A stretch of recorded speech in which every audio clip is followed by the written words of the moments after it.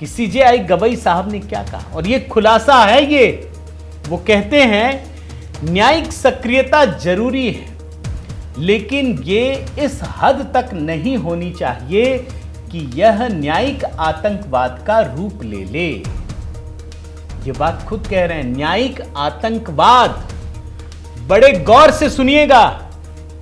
अभी तक आलोचना में यह बात उठती है ना कि क्या वास्तव में न्यायिक सक्रियता काफी ज्यादा बढ़ नहीं गई है। उसको सीजेआई साहब कह रहे हैं न्यायिक आतंकवाद। कि आप न्याय दे रहे हैं या न्यायिक आतंकवाद कर रहे हैं। मैं फिर से कोट अनकोट में पढ़ता हूं दोस्तों, न्यायिक सक्रियता जरूरी है, लेकिन यह इस हद तक होनी चाहिए कि यह न्यायिक आतंकवाद का रूप ले ले। कई बार ऐसा होता है कि न्यायपालिका ऐसे क्षेत्रों में घुस जाती है जहां उसे नहीं जाना चाहिए। यानी सीजेआई गवई साहब को पता है कि कई बार कोर्ट अपनी मर्यादा तोड़ देती है, उन जगहों पर चली जाती है जहां उसको नहीं जाना चाहिए।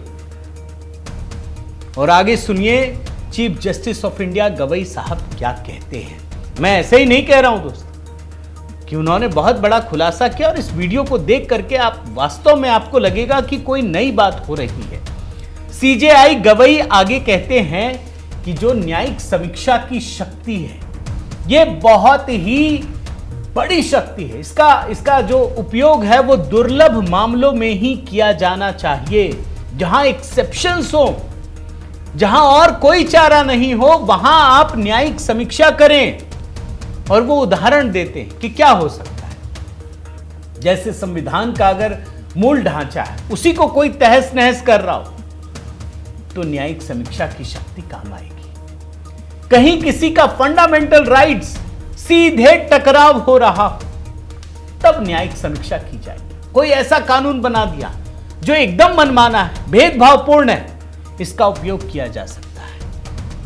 और अदालतों ने ऐसा किया भी है। लेकिन आजकल क्या हो रहा है, अब देखिए कई ऐसे मामले हैं दोस्तों। अब जो विपक्षी दल उम्मीद करते हैं, आप सोचिए ना, वक्फ के मामले में जज साहब के पास पहुंच गए, रोक दीजिए। अरे भाई क्यों रोक दें?